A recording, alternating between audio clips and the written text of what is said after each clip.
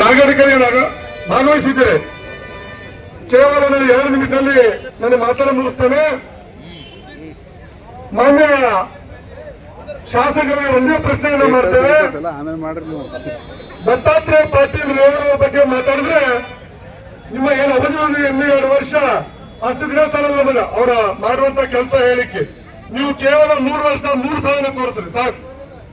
ನಮ್ಮ ವಾಹನದಲ್ಲಿ ಭಾಗ್ಯವಂತ ನಗರ 3 ವರ್ಷ ಬರ್ತೀರಿ, ಮಳೆಗಾಲದಾಗ ನೋಡ್ತೀರಿ, ಹೋಗ್ತೀರಿ. ಅದ್ರದ್ದೆಲ್ಲದ ಕೆಲಸ ಮಾಡ್ರಿ, ಮಾಡಿಲ್ಲ. ಅನೇಕ ಜನ ಈಗ ನಾವೇನು ಸ್ಟ್ರೈಕ್ ಮಾಡ್ಲಿಕ್ಕೆ ಈ ರಸ್ತೆ ಬಿದ್ದಂತ ತಗ್ಗೆ ಮುಚ್ಚಪ್ಪ ಅಂತ ಹೇಳಿ ಆಗಿಲ್ಲ. ಅದನ್ನು ಬಿಡ್ತೀರಿ. ಕೇವಲ ಜನರು ದಾರಿ ತಪ್ಪಿಸ್ಲಿಕ್ಕೆ ರಾಜಕೀಯ ಮಾತಾಡ್ತೀರಿ.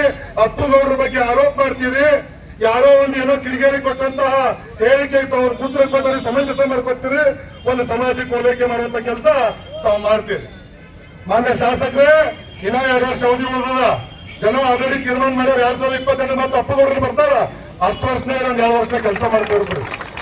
ದಯಮಾಡಿ ಒಂದ್ 2 ಕೆಲಸ ಮಾಡಿ ತೋರಿಸ್ರಿ. ಫ್ಲೈಓವರ್ ಮಾಡ್ಯಾರ, ಅಪ್ಪುಗೌಡರು ಮಾಡ್ಯಾರ.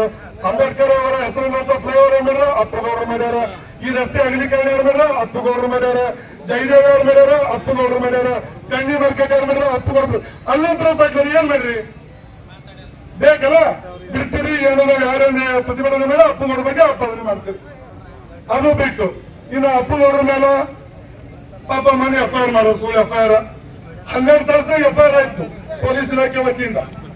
ನಾವು 15 ಜನ ಕಿಡಿಗೇಡಿಗಳನ್ನ ಕೊಟ್ಟಿವಿ. 2 ದಿನ ಆಯ್ತು ಲೀಗಲ್ ಸೆಲ್ಲಿಗೆ ಹೋಗ್ಯದ.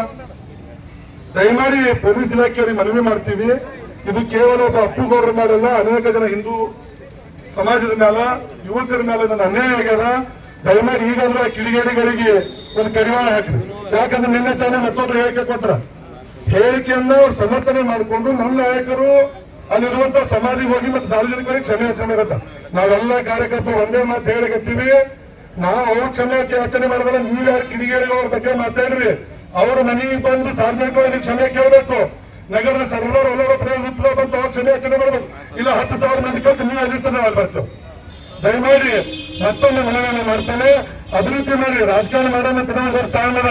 ದಯಮಾಡಿ 5 ವರ್ಷದ 5 ಸಾಧನೆ ಇರುತ್ತೆ ತೋರಿಸ್ರಿ ಅಂತ ಹೇಳಿ ನನ್ನ ಮಾತನ್ನು ಮುಗಿಸ್ತೇನೆ. ದಯಮಾಡಿ ಎಲ್ಲರೂ ಒಂದು ಪ್ರತಿಭಟನೆಯನ್ನ ಮಾಡಿ ಮುಕ್ತಾಯ ಮಾಡೋಣ. ಧನ್ಯವಾದ. ನಮಸ್ಕಾರ. ನಾವು ಇಂದು ಹಲವು ವಾರ್ಡ್ಗಳ ಅಭಿವೃದ್ಧಿ ವಿಷಯವಾಗಿ ಕಲಬುರಗಿ ದಕ್ಷಿಣ ಮತಕ್ಷೇತ್ರದ ಅಭಿವೃದ್ಧಿ ವಿಷಯವಾಗಿ ಇಂದು ರಾಮ ಮಂದಿರ ಹೊರಗಡೆ ಪ್ರತಿಭಟನೆಯನ್ನು ಮಾಡಿದ್ದೇವೆ. ಸುಮಾರು ಸಾವಿರಾರು ಸಂಖ್ಯೆಯಲ್ಲಿ ಪ್ರತಿಭಟನೆಯಲ್ಲಿ ಪಕ್ಷದ ಮುಖಂಡರಾಗಿರ್ಬೋದು, ನಾಗರಿಕರಾಗಿರ್ಬೋದು, ಎಲ್ಲರೂ ಭಾಗವಹಿಸಿರುವಂಥದ್ದು. ಇಲ್ಲಿ ಅಭಿವೃದ್ಧಿ ವಿಷಯವಾಗಿ ಒಂದು ಪ್ರತಿಭಟನೆಯಾಗಿದೆ. ಇಲ್ಲಿ ಶಾಸಕರಾಗಲಿ ಪಾಲಿಕೆ ಅಧಿಕಾರಿಗಳಾಗಲಿ ಯಾರೂ ಬಂದಿಲ್ಲ. ಅದನ್ನು ಪ್ರತಿಭಟನಾಕಾರರು ದಂಡಿಸಿ ರಾಮ ಮಂದಿರ ಸರ್ಕಲ್ನಲ್ಲಿ ನಾವು ಪ್ರತಿಭಟನೆಯನ್ನು ಮಾಡಲಿಕ್ಕೆ ಅವರನ್ನು ಪೊಲೀಸರು ತಡೆ ಹಿಡಿದಿರುವಂಥದ್ದು. ದಯಮಾಡಿ ಈ ಮೂಲಕ ಮಾಧ್ಯಮದ ಮೂಲಕ ಆಗ್ರಹವನ್ನು ಮಾಡ್ತೇವೆ. ನೀವು ಕೇವಲ ಇವತ್ತು 1,000 ಜನರಿಗೆ ತಡೆದಿರ್ಬೋದು, ಮುಂದೆ 10,000 ಜನ ಆಗ್ತದೆ. ಅವಾಗ ತಡೆಯುವಂಥ ಪ್ರಶ್ನೆನೇ ಬರೋದಿಲ್ಲ.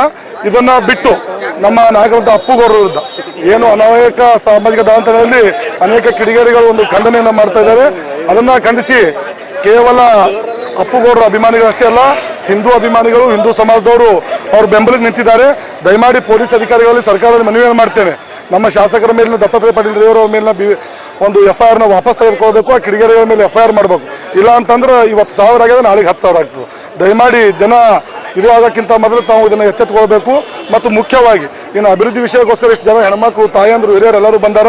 ಅದರ ಪಾಲಿಕೆ ಅಧಿಕಾರಿಗಳು 1 ತಾಸು ತಡ ಮಾಡಿ ಕೇವಲ ಅಧಿಕಾರಿಗಳು ಬಂದಾರ. ಮಾನ್ಯ ಆಯುಕ್ತರು ಇಷ್ಟು ಜನ ನಿಂತಾಗ ಯಾವುದೋ ಮೀಟಿಂಗ್ ಅರ್ಜೆಂಟ್ ಇಲ್ಲ, ದಯಮಾಡಿ ಇಲ್ಲಿ ಬರಬೇಕು, ಬಂದು ಜನರ ಸಮಸ್ಯೆ ತಗೋಬೇಕು. ಇಲ್ಲಾಂದ್ರೆ ಈ ಪ್ರತಿಭಟನೆ ಮುಗಿಯಲ್ಲ.